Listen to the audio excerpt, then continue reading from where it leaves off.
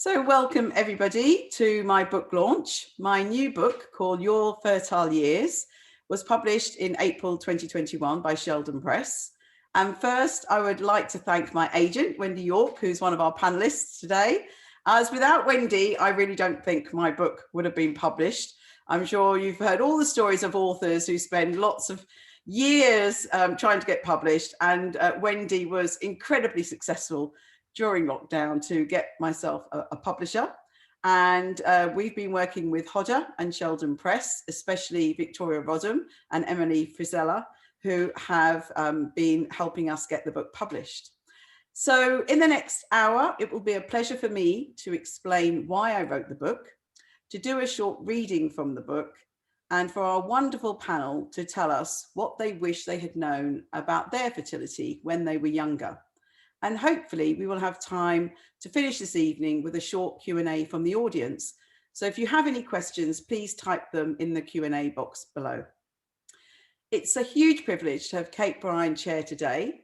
Kate is an author, a journalist, operations manager of the Fertility Network UK, and the first Women's Voice lead at the Royal College of Obstetricians and Gynaecologists.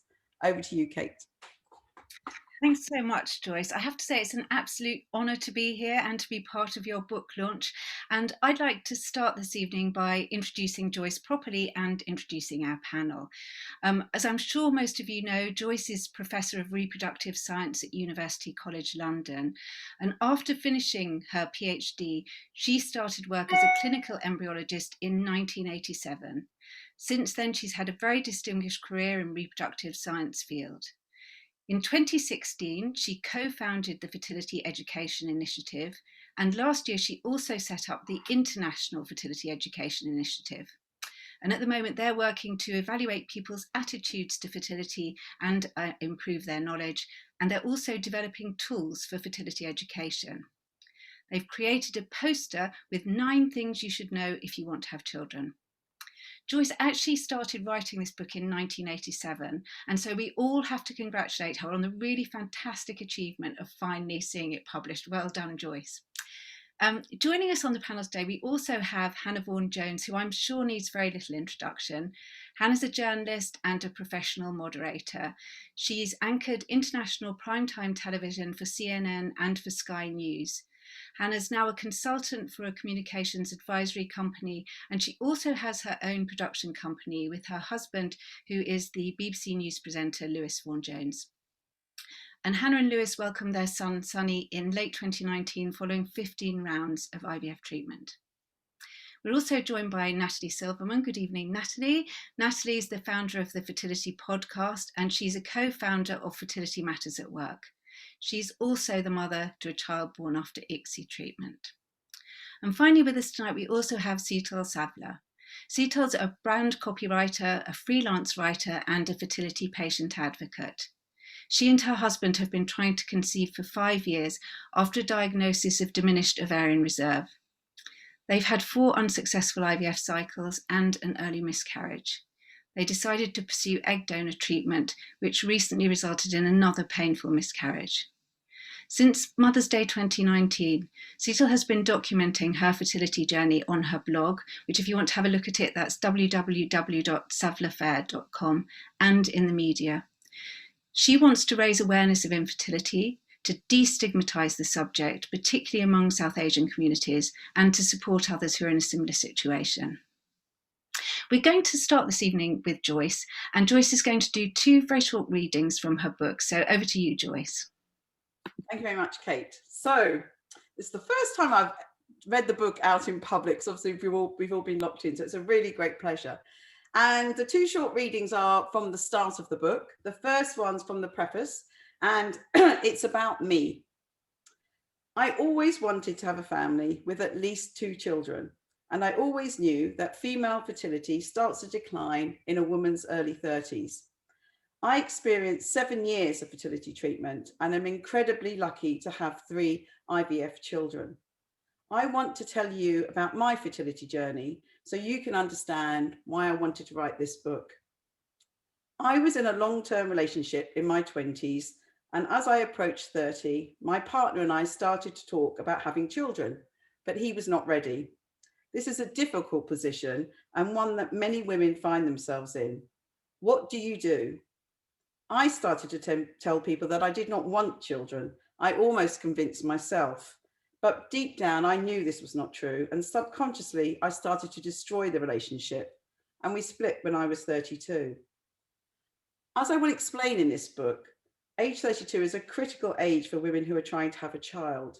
Straight away, I should have looked for the right person to start a family with. Instead, I went out with someone who was much younger than me and was definitely not ready to start a family. This was a mistake. Finding myself single again at 35, I realized that time was rapidly running out, and I went on a serious hunt for the father of my future children. When we met, I talked about having children on the very first date, and we never used contraception. But my greatest fears became a reality when each month I got another period.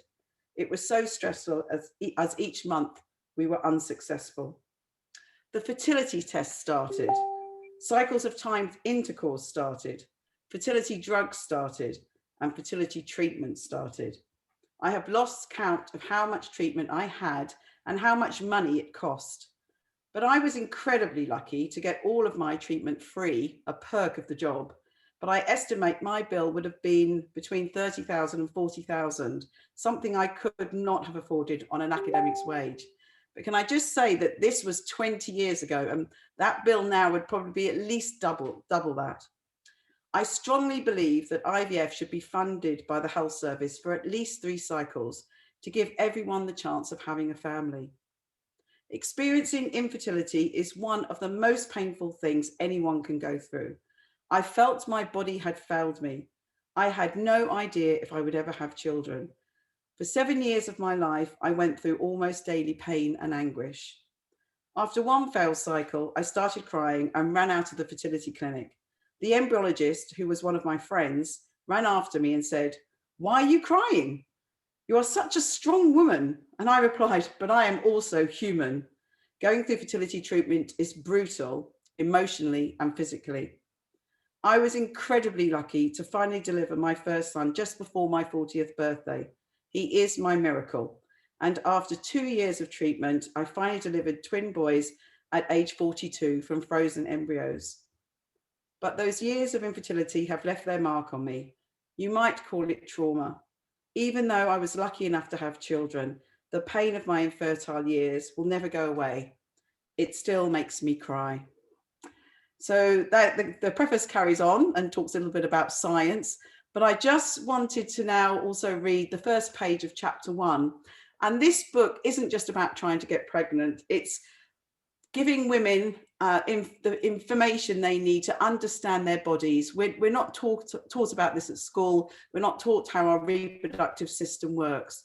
So I wanted to start by reading just the first page, as I said, of chapter 1, knowing your body, understanding your menstrual cycle and fertile window. I think this is really important, whether you aim to have children or not. When I first started working in the fertility field in my 20s, I was very aware that many of my friends did not understand their anatomy, their menstrual cycle and fertility. Since that time, I've wanted to help women be in tune with their bodies, especially during their reproductive years. At school, we might learn the basics about puberty, how not to become pregnant, and how to avoid catching a sexually transmitted infection, but that is about it. And some schools do not teach anything at all. For decades, we have had access to contraception and sexually transmitted infection clinics, but not clinics that evaluate, monitor, or educate men and women about their reproductive health.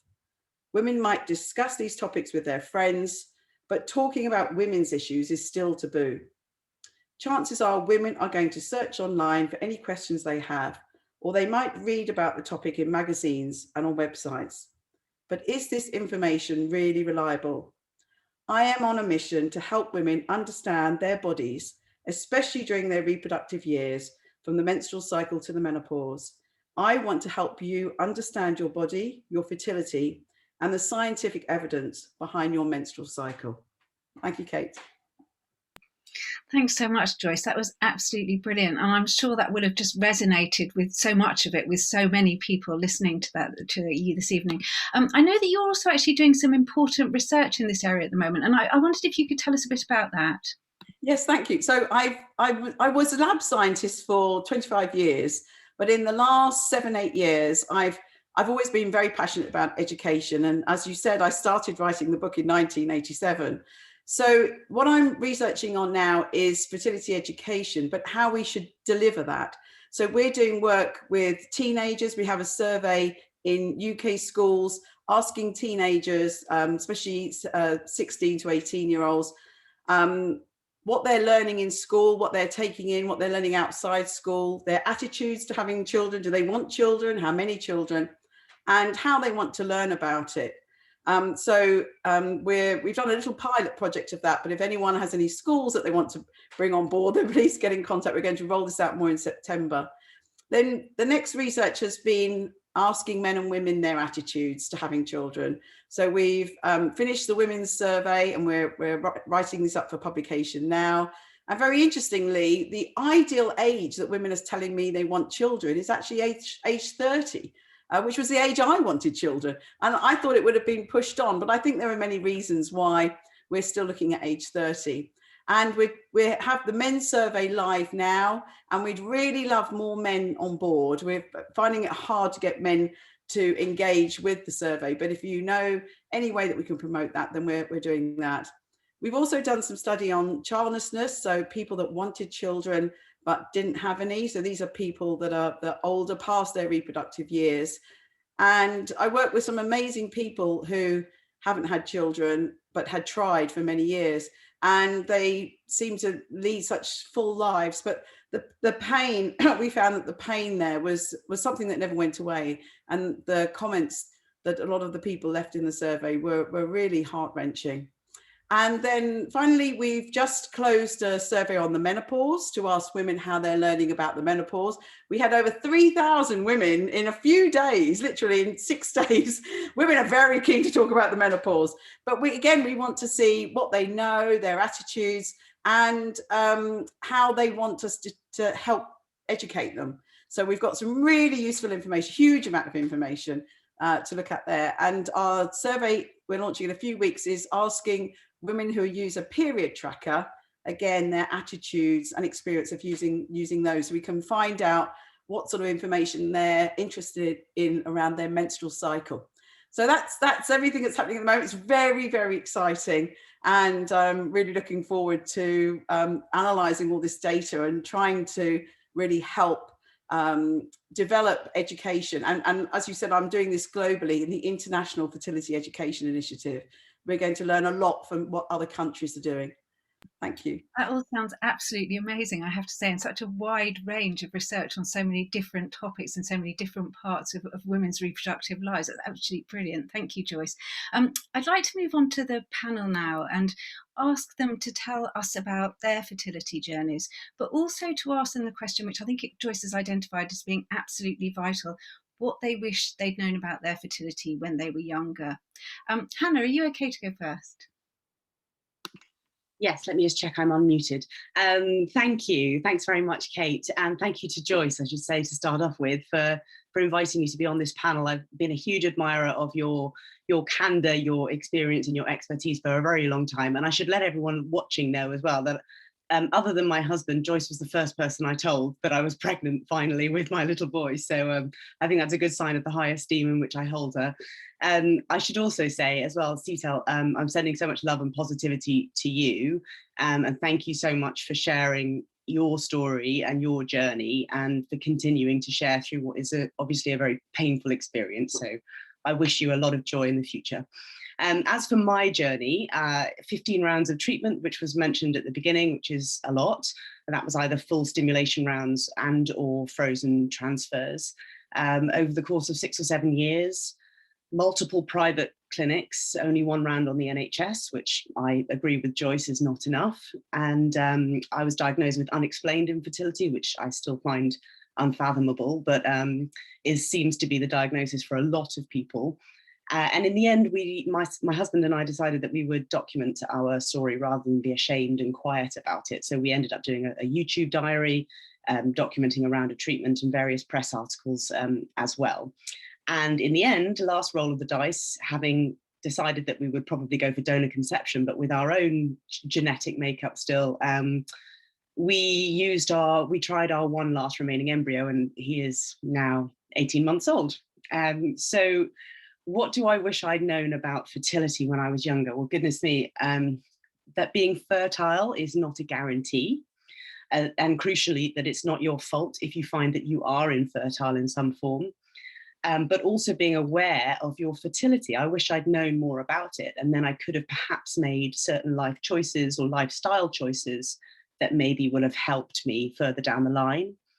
I wish I'd known that as a woman, you're born with a set number of eggs. I don't think I ever really knew that. And my mother was a midwife. So I don't think I ever really knew that. And nor did I really ever grasp the concept that once your periods start, that number of eggs, your egg reserve, starts to deplete every single month.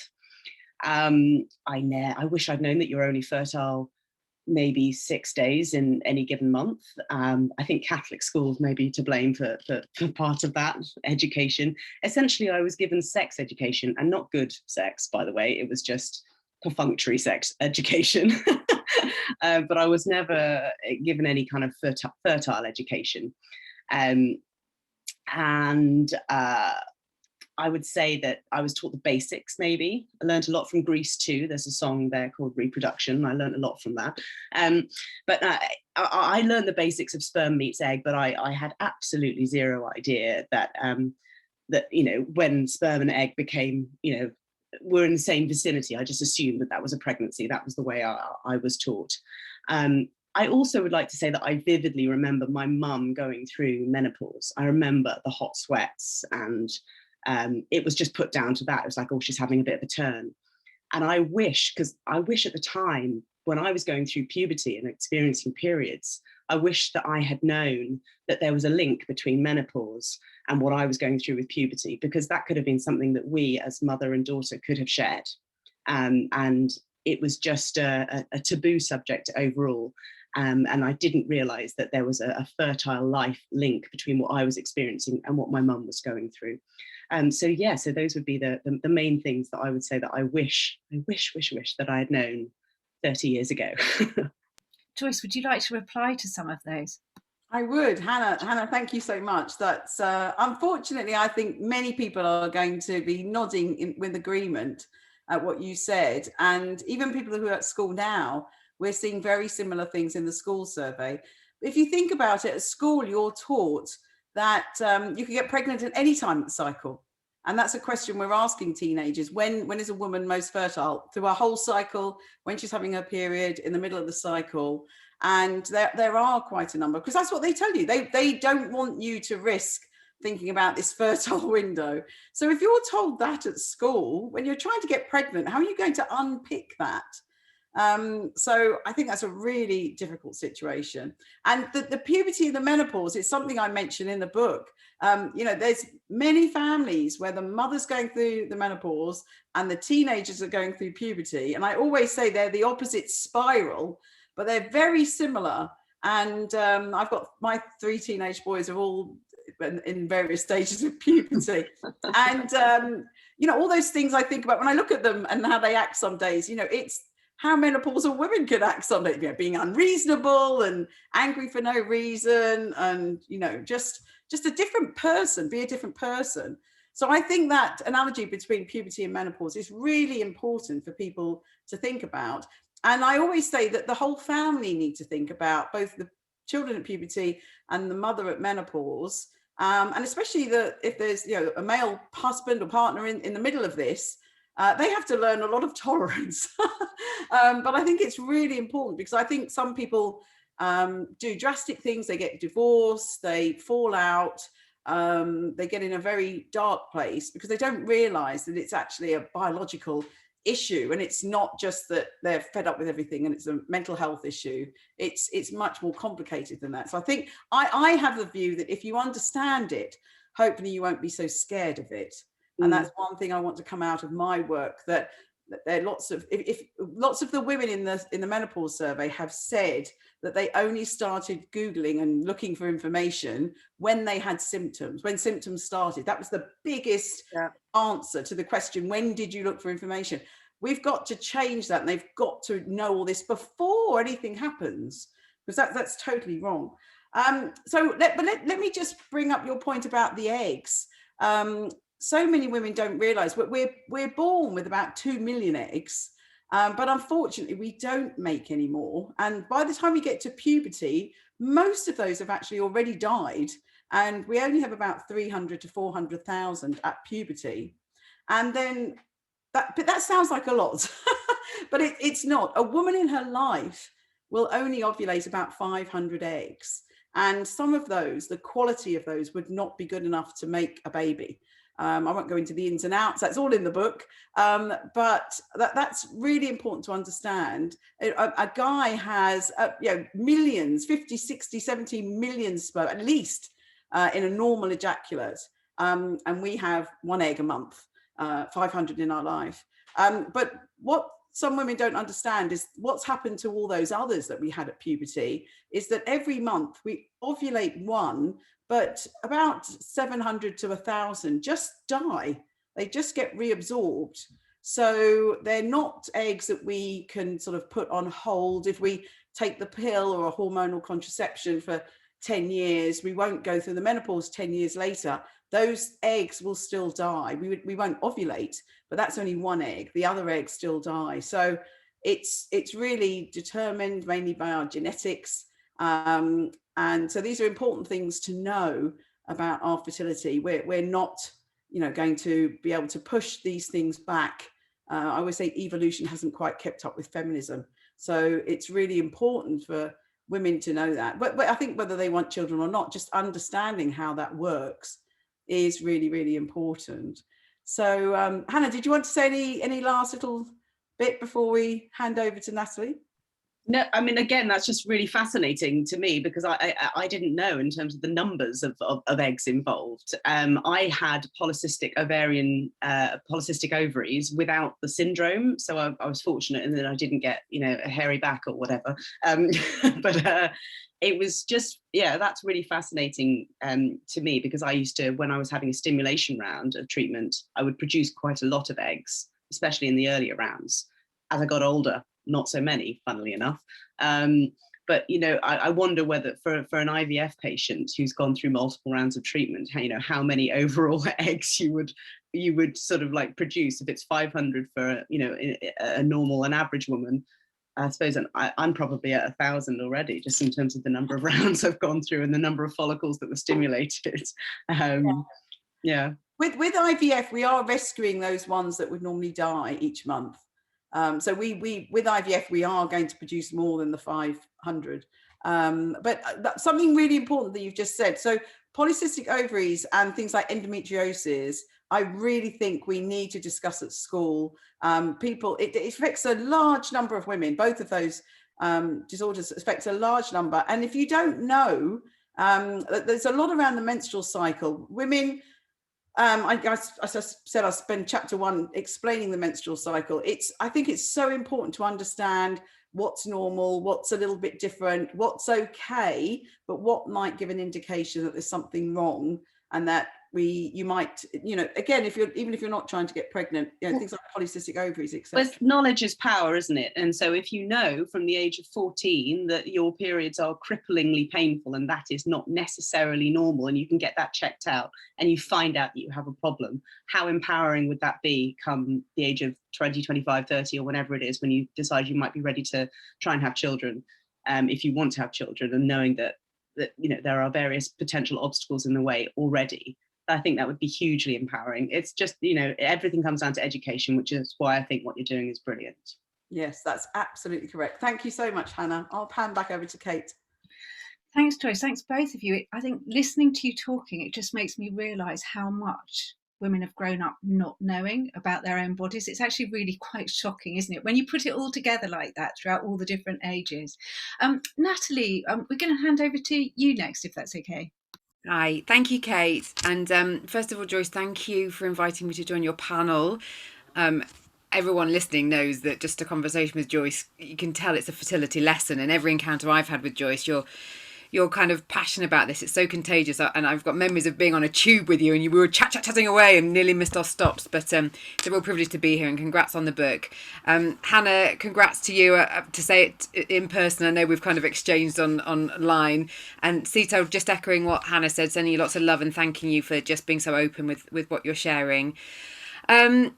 So a bit about my story. Well, we had successful ICSI treatment for our son, who is still up and very noisy. He's 6. And unbeknown to me, I had no idea how fortunate we are for it to work first time. We also had funded NHS treatment. And I launched my podcast as a result of my experience to talk about this topic, and have been talking about it since, and have realised how much of a conversation there needs to be, hence still making a podcast about it.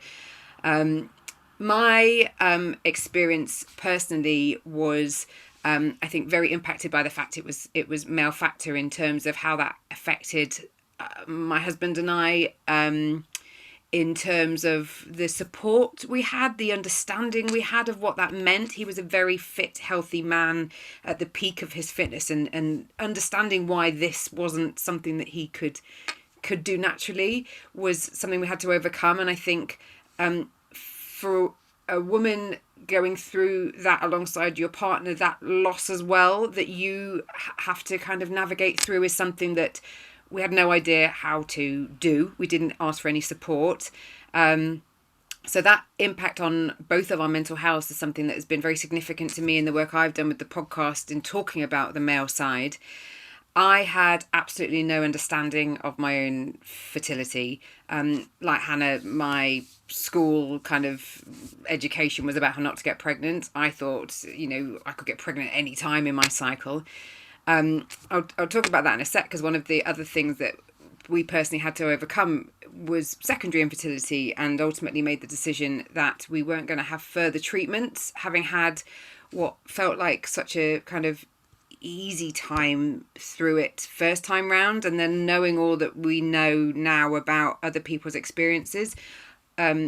We took a long time to decide, but ultimately decided to not have further treatment and donated our remaining embryo to science, which again was quite a lengthy decision-making process. In terms of what I wish I'd known about my fertility, as I said, about the cycle and not having any idea about the decline in my fertile health.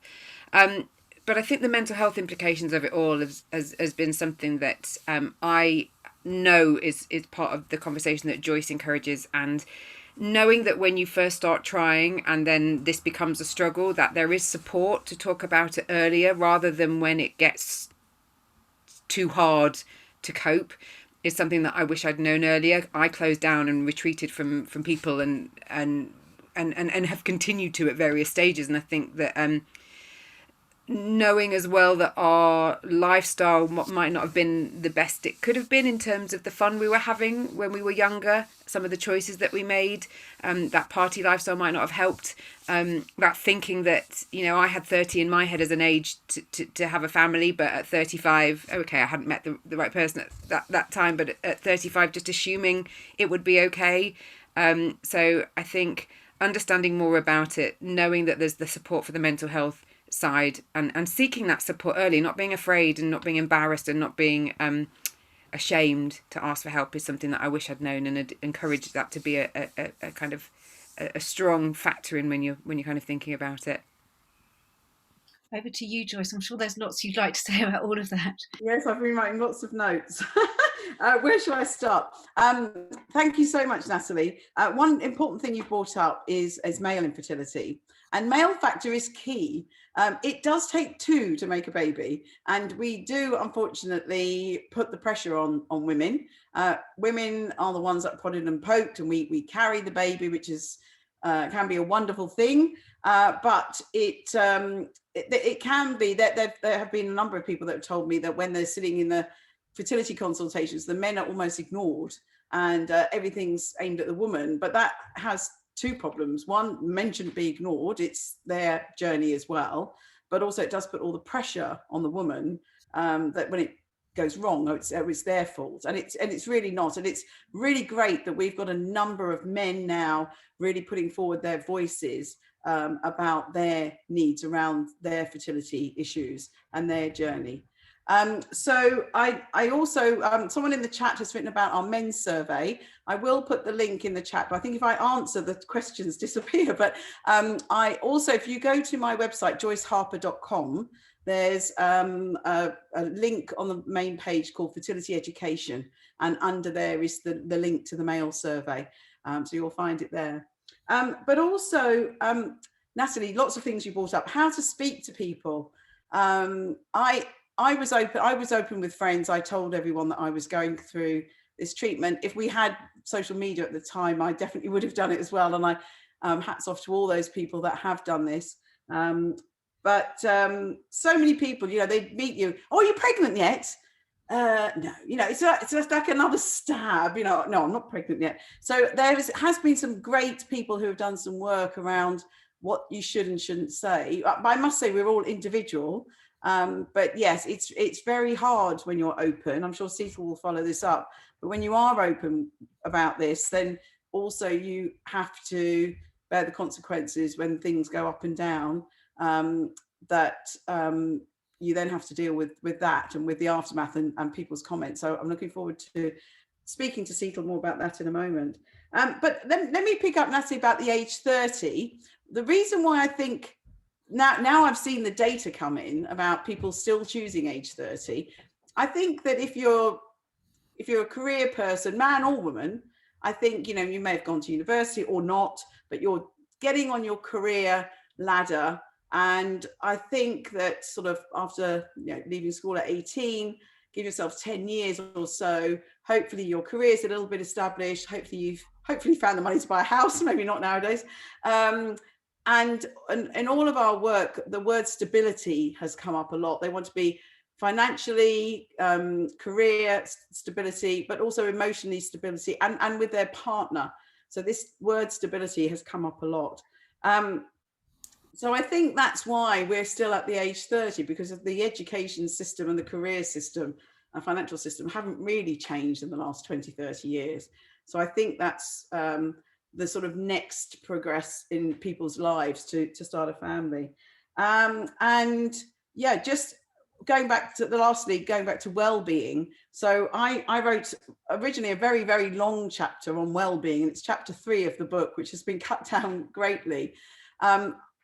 We don't want to hear that we should just relax and you'll get pregnant. That's really not helpful to anybody, but it is crucial for men and women.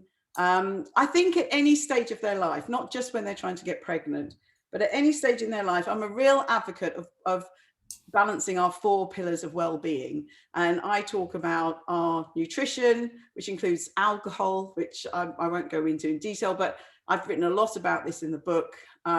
And there has been a paper just out last week saying that, we shouldn't be drinking lots of alcohol when we're trying to get pregnant. Well, I think most of us hopefully know that, but there have been papers that have said the opposite. But so nutrition and our weight. And I was discussing BMI with someone this week when I was doing a podcast. But we can talk about that at the end if anyone wants any questions. So nutrition and weight is one. Exercise. I'm a really, really fanatical about exercise, and I'm an ambassador for This Girl Can, which is the UK scheme to encourage women to exercise. And we don't want to do excessive exercise, but I think through our whole life, right from a teenager, I think looking after our menstrual cycle health, our fertility health, our menopause health, it's really important to exercise. And I hear too many women say, I don't have time. I think that has a real knock-on effect on our general mental health and well-being. And then the third one, sleep. And I think that's linked to the previous 2. And sleep is also linked to the last, which is just making sure our mental health is in a really good place. And I think now with lockdown and the COVID situation and all being told we still can't go and do things, it's really an issue. And I think for our general reproductive health, we need to try and balance those 4. So I say to people, we need to make time for ourselves. And women spend so much of our lives looking after everybody else. And I say, you know, if you're on a plane and they bring down the oxygen mask, they say you should put it on yourself before you put it on anyone else. And that's how we should live our life. We've got to look after ourselves, and then we'll be able to look after those around us. So that's, you know, totally in agreement, Natalie. I don't know if you wanted to come back and say anything additional to that. I was just going to pick up on what you started to talk about, the disclosure of where you're at and how if social media had been around, because I mean, ironically, I was presenting a breakfast radio show for Heart when I was going through treatment and never in a million years thought about talking about it. And in fact, for the first year of making the fertility podcast, I was anonymous. So I think one thing I'd just add is that, like, if it feels like you want to share, but it doesn't mean that you have to share, because I mean, Hannah, Seetal have done amazing things sharing as it was happening with them. Mine's much more in kind of retrospect, and I think however it's best for you to share. And you mentioned some of the men, Joyce. I had we've been talking about men on the podcast this week, and we did an Insta Live with one of the guys today, and he also had talked about how it was only once he'd had the success he felt comfortable. So I just wanted to add that as well, that I think part of how you, if you choose to share, there's no right or wrong time as to when you share, if you want to share. Thanks, Natalie. I think that's a really important point, actually. I mean, we see at Fertility Network UK lots of people who haven't told any of their friends and family about what they're going through, but actually often they find they can talk to people in peer-to-peer support groups because they actually really genuinely understand. And I think there's an awful lot to be said for that kind of peer support of other people who actually understand. And that's why reading blogs like yours, Seetal, is so important. So I wanted to hand over to you now.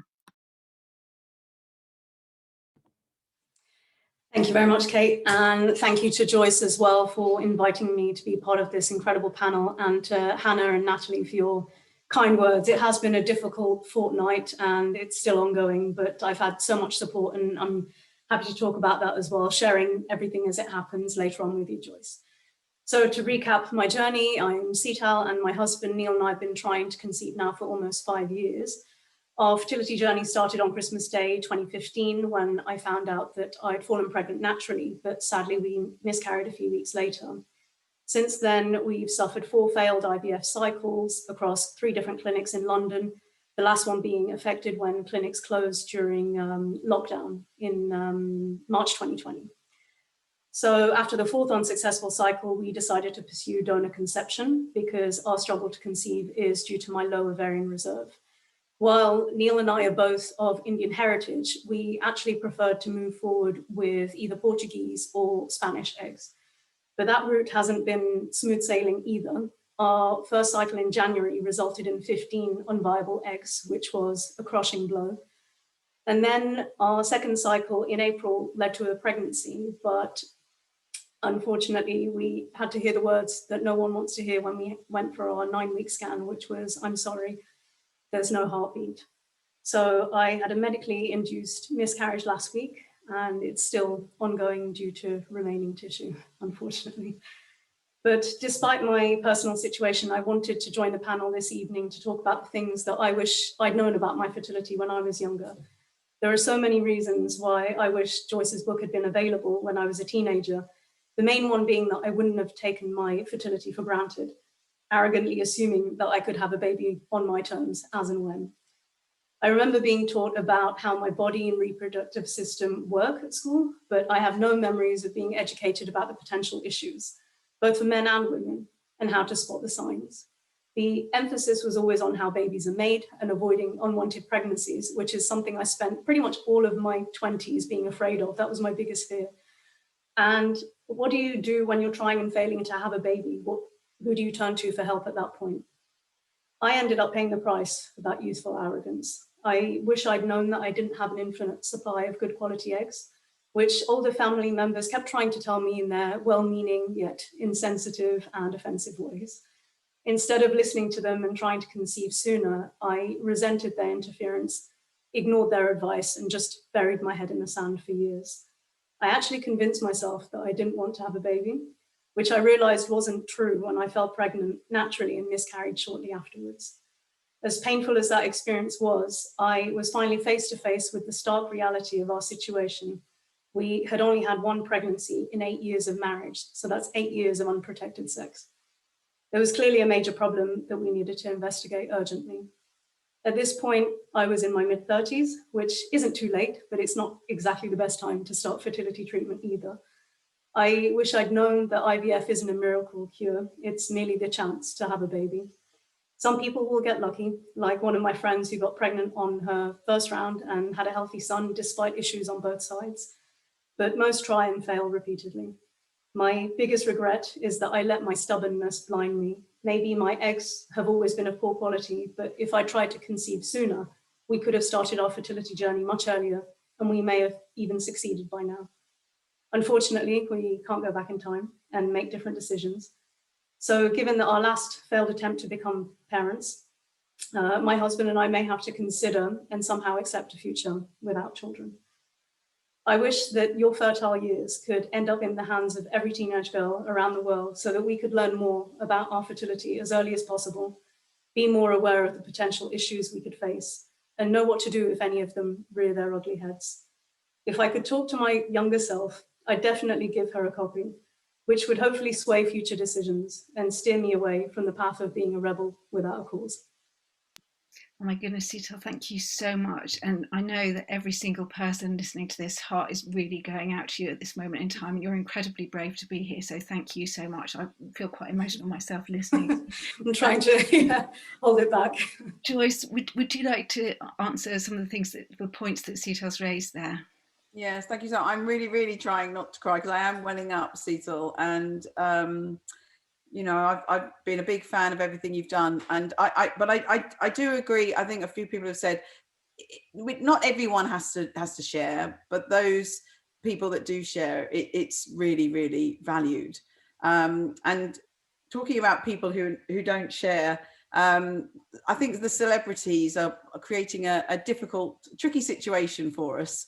So we've got Naomi Campbell now having a baby somehow. She chose very careful words to say how she had a baby. But at 50, I part of me feels it's their story, and even if they're a celebrity, do they have to tell everything? But then on the other hand, I think they give the women and men in the public the view that you can get pregnant at 50.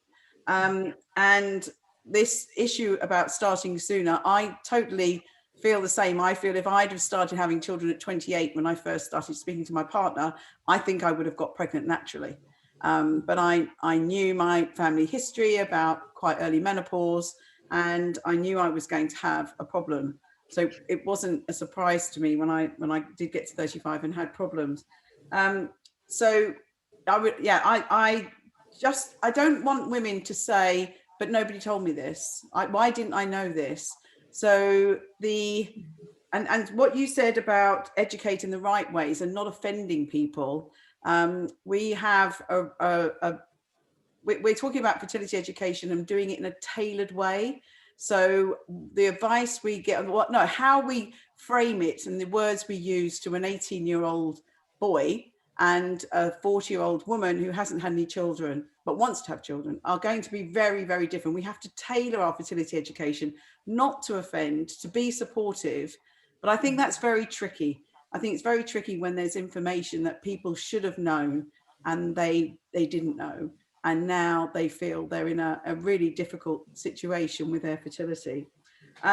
So just starting at the beginning of what you said, so COVID, I know, was a real problem for you, Seetal, and putting the fertility treatment on hold.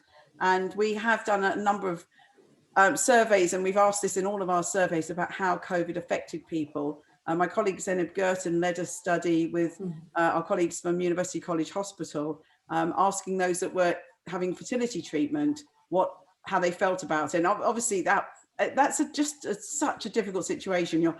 You're psyched up, you're in the zone of having the treatment, and then everything's put on hold. And we all know our clock's ticking, and those that are going through fertility treatment know everything. They are really educated.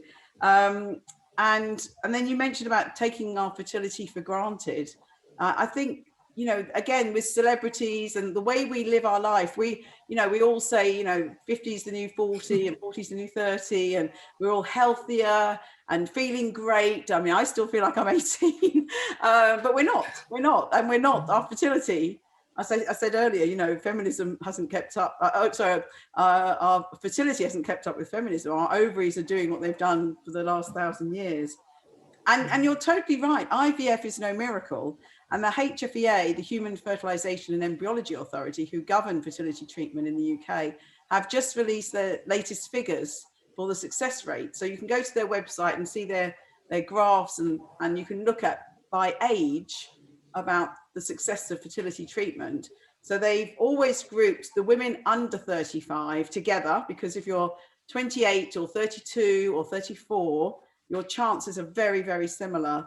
But there's this nightmare age of 35, which I've mentioned already, that after that, you see the data in 2-year blocks, and you see the graph go down and down and down. The success rate of chance of getting pregnant with each IVF cycle goes down, and over 42, 43, it's just a few percent.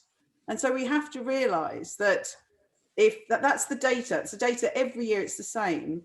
97-8% of women of that age who try to get pregnant by IVF are not going to be successful. And that's really important data for us to know. And Kate, you brought up earlier about support groups. I think it's absolutely a good thing now that if you want to go to a chat room or support group of any type, it can be online or whatever, you can meet people who are experiencing the same as you. And I think for some people that would be really interesting and really supportive and important for them to share their stories of people that are going through the same problems as they are. So Seetal, I'll hand back over to you for any comments from that. Not too sure where to start, actually. I mean, COVID, yes, I've never heard my biological clock ticking as loudly as I did at that point. And we were psyched up, you know, emotionally, you know, we'd made the financial investment, we'd swapped clinics as well. So that was our first round with the new clinic. So that was my third clinic. And I'd finally found the one. It was like Goldilocks. It was just the right fit. And I was excited to start. And then we sort of knew, you know, we read the headlines and heard all the news and knew it was coming, and we're just hoping that it wouldn't affect us, knowing that it would. And when it was finally confirmed, we were just devastated, because we didn't know how long we'd have to wait either. And that's the worst part. If somebody could have said, will it be a 4-month wait? Fine, I'll just start a countdown and then work towards that. But in the end, it was only a 1 month delay, and it was unsuccessful. And that was crushing in itself. But we were one of the lucky ones. I had great communication with my clinic by email, by phone. They were fantastic on social media, a real strong presence. And I just felt that they really cared. And I know that a lot of people didn't have that support. So I'm grateful for that. And something you said about, you know, this journey, there are all of these hurdles. I've heard a lot of people say that at the first visit to the fertility clinic, the consultant should tell you about all the different stages, not just tell you about, right, we're going to try with your eggs and your partner's sperm and blah, blah, blah. They should say, well, there's this hurdle, and if that doesn't work, we're going to do this. And, you know, we've got donor eggs along the way, we've got donor sperm along the way, all the other things that could happen. It would be a lot to lay on them, but I've heard a lot of people say, well, I wish I had known it all up front and not be sort of given these options of, well, you failed a few times, donors, you know, things like they're brought along unexpectedly. I think it's always good for most people. We'd like to have, you know, if you're having an operation, they'll tell you all the risks, even if it's a really small risk, because they don't want to tell you after the operation, oh, actually, you know, you could have had a hemorrhage or blah, blah, blah. So I think with fertility treatment, that's where we should head. We should really let everyone know the hurdles that you could experience along the way. Thank you so much, Seetal. I'll hand back over to you. Hannah, I think you wanted to come in there, did you? Yeah, sorry, it's the journalist in me, can't help but jump in. Just a couple of things I wanted to add to that, and Joyce, ask you, and I know there's a couple of questions as well in the Q&A that we need to get to. But first of all, to Seetal, I noticed that you used the word youthful arrogance and adult stubbornness, and I just really hope that the anger will eventually, hopefully, subside a bit, and that you won't place that sort of like blame or of your arrogance, or that there's any kind of culpability on your part, either as a youngster or as an adult, because I totally recognize those two emotions, and that's what had me welling up. But I just wanted to sort of say that bit. And also to Joyce, you've mentioned fertility hasn't kept up with feminism. You said it a couple of times, but I'm wondering also, as taboo as it and sort of like uncouth as it is to say, whether feminism is really doing fertility a great disservice. You know, should we be encouraging women, you know, the younger generation now in school, to start trying to conceive in their 20s, you know, if they know that they have the desire to have a family down the line? Should we be encouraging people to forego a career and concentrate on having a family?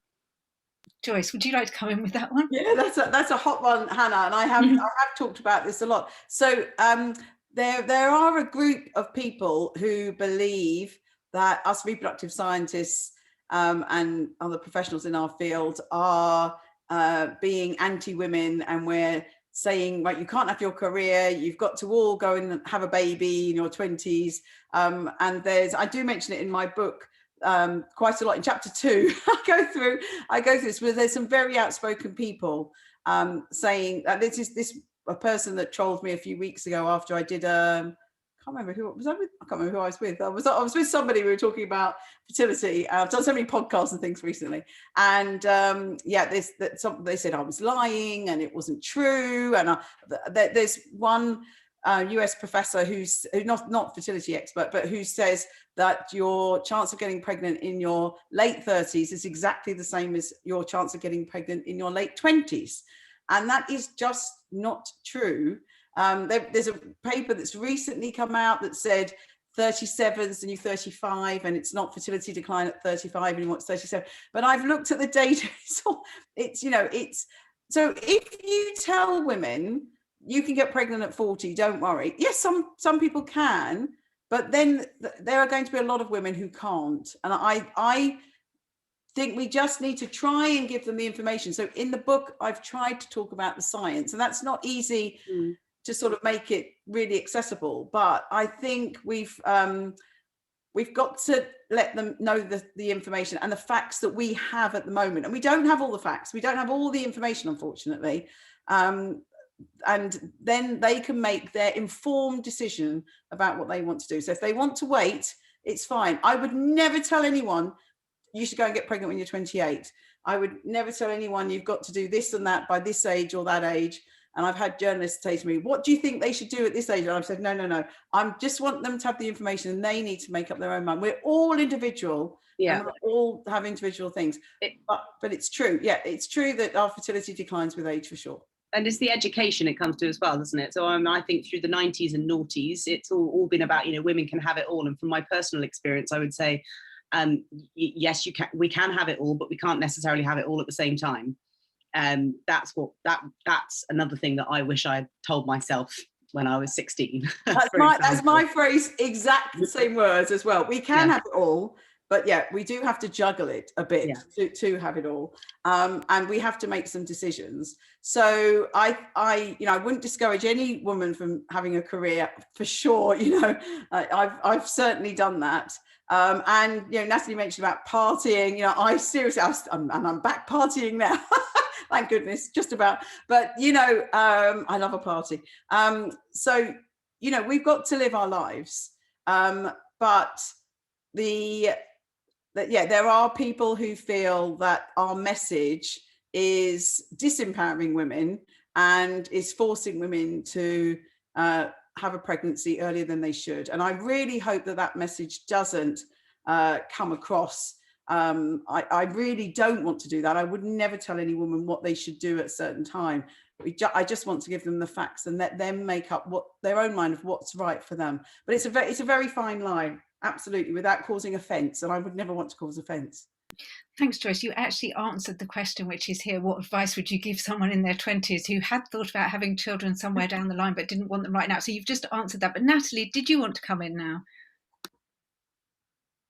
Thank you, Kate. I'll be really quick because I know there's questions. I just wanted to add into the mix about the kind of solo motherhood conversation, because I think it's a really interesting one to add as well. And I think it's something that I would never have thought about, and I've learned so much about, because we have this assumption that in order to have our family, it has to be in the traditional way, and just understanding that there are options as a woman for you to go down that solo motherhood route. And I know, Joyce, it's something that, you know, you're passionate to talk about as well, but I think that whole career piece, aligning it with that solo motherhood thing, is also something that is so kind of interesting and important for people to understand as an option.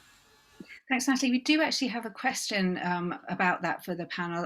Someone's asked us here, what are your thoughts on solo motherhood as an option? Do you think teenagers should be taught this too? I'm seeing more and more women seeking support for this. So can I start by saying, so when I was 34, 35 and single, I seriously considered it. And that was a long time ago, before 20 odd years ago, before, you know, now it's much more commonplace. And I asked two of my male friends who were single, I said, would you be my donor? And they'd actually both said yes. And I said, well, I'll just give myself a year to find somebody. And then I did find my partner. So I didn't go down that route. I absolutely would have gone down that route. And that, as I said, that was decades ago.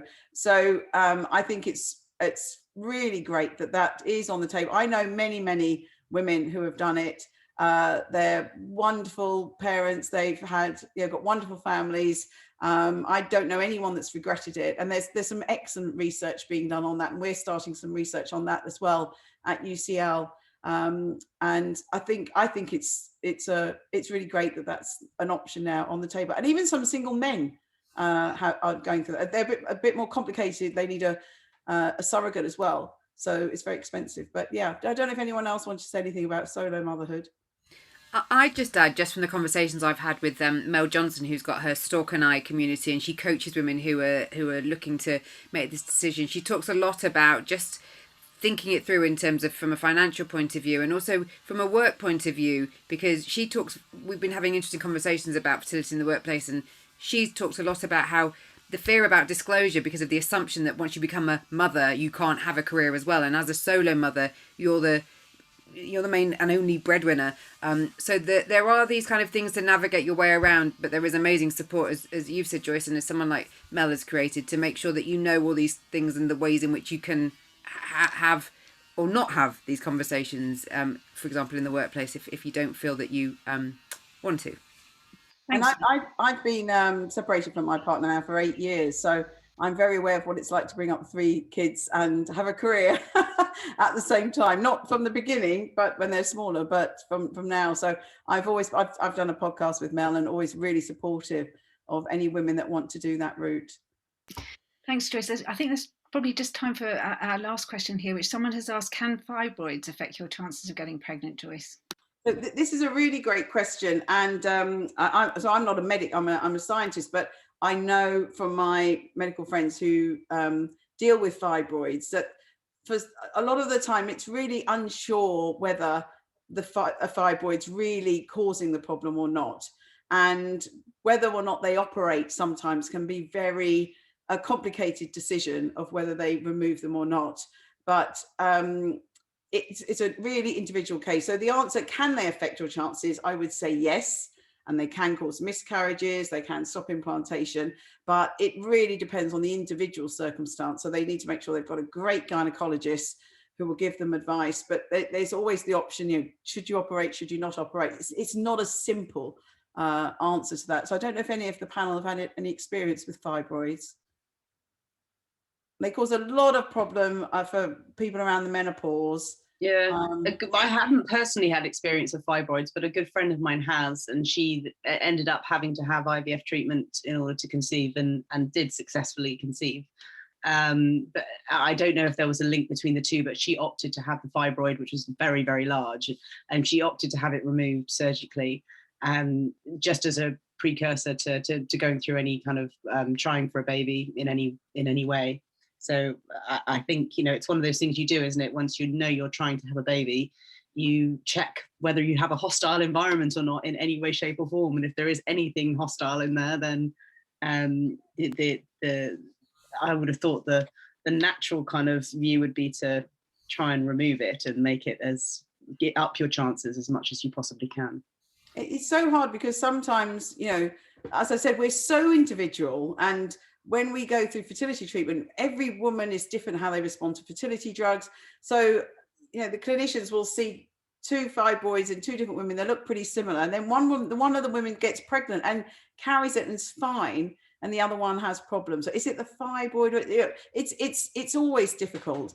And we, you know, that, I think that would be the last comment I'd like to make, is that, you know, women and men, we're all individual, and what's right for one person won't be right for the next person. So you need to take in as much information as you can in any situation in your life and choose what you want to do for yourself, and don't let anyone tell you what to do, and just really take it on from there. So one person asked about the men's survey, so I've just put the link in there, but again, you can reach that, and very soon the period tracker surveys, you'll be able to reach them from my website.